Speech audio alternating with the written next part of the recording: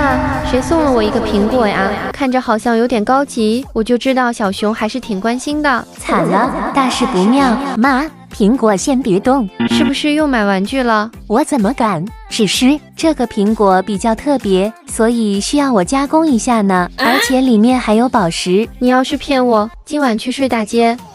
嘘，你们都要替我保密啊！刮出来的宝石我也分点给你。不对，看着有点不对劲啊。哪里呢？苹果不都要削皮吗？有谁知道是什么呢？可是这样的话，要削到何年何月啊？